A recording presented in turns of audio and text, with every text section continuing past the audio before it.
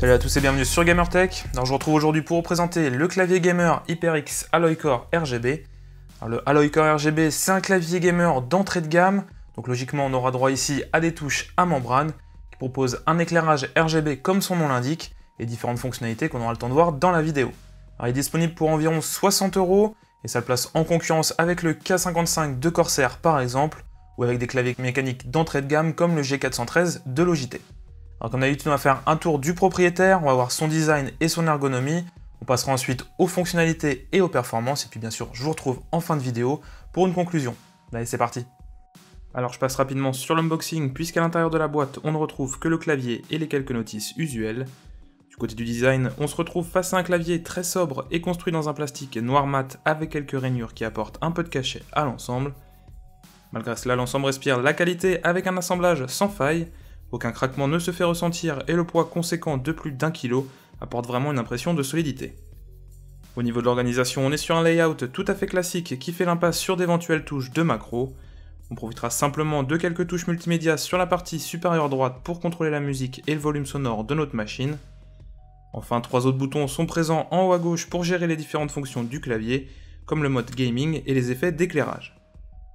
En ce qui concerne l'éclairage RGB justement, celui-ci se fait sur 5 zones avec différents pré-réglages intégrés directement au clavier, et on profite également d'une bande lumineuse très jolie sur la partie supérieure. On aura tout d'abord la possibilité de régler l'intensité de l'éclairage à l'aide du premier bouton, et ce second servira quant à lui à naviguer entre les différents réglages intégrés. Entrée de gamme oblige, cet Alloy Core RGB fait l'impasse sur le repose-poignet, mais dispose évidemment de 2 pieds qui permettent de le surélever pour plus de confort. Les différents patins antidérapants associés au poids conséquent du clavier lui permettent de ne pas bouger une fois installé sur notre tapis. Et pour finir, côté connectique, le clavier se raccordera grâce à un câble USB tressé d'environ 1,80 m, et on ne disposera donc pas d'un hub USB ou de connectique jack supplémentaire. On va passer très rapidement sur les fonctionnalités proposées par ce Alloy Core RGB puisque celles-ci sont très limitées. Outre les touches multimédia et de gestion de l'éclairage, on ne disposera que d'un mode gaming désactivant la touche Windows. La touche FN permettra également de paramétrer avec plus ou moins de finesse les effets d'éclairage en modifiant par exemple la vitesse et les couleurs. Et cela s'arrête ici puisque le clavier n'est pas compatible avec le pilote HyperX Ingenuity. Il est donc totalement impossible de configurer des macros ou de remapper les touches, un manque plutôt handicapant quand on sait que la concurrence le propose sur des modèles équivalents.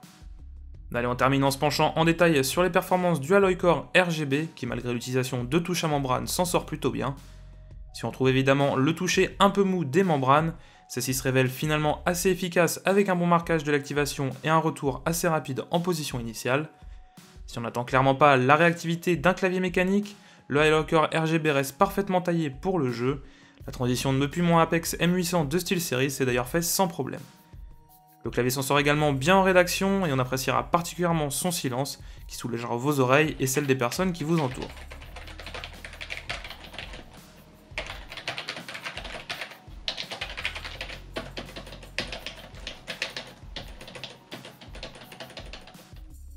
Donc voilà un peu ce qu'on pouvait dire sur ce clavier HyperX Alloy Core RGB. Donc globalement c'est un très bon clavier à membrane. On reste un petit peu déçu par contre par son prix et du coup ses fonctionnalités assez limitées, puisque pour le même tarif on peut trouver des claviers qui sont bien plus complets comme le K55 de Corsair comme je le disais en introduction. Et puis si vous pouvez pousser un petit peu plus votre budget, vous pourrez même vous offrir un clavier mécanique qui vous offrira des performances bien supérieures. Dans tous les cas ça reste un clavier qui est bien construit avec un design soigné et qui est plutôt agréable visuellement, et avec son éclairage RGB sur 5 zones, il saura prendre place sans problème sur la plupart des setups. Donc si vous voulez plus de détails sur ce clavier, vous avez notre test écrit complet qui est disponible dans la description sur le site gamertech.fr. Si vous avez des questions, vous pouvez les poser dans les commentaires, comme d'habitude on se fera une joie d'y répondre. Et surtout, si vous avez aimé la vidéo, n'hésitez pas à la partager et à mettre un petit pouce en l'air, ça nous fera extrêmement plaisir. En attendant, moi je vous retrouve très bientôt dans une nouvelle vidéo. Salut!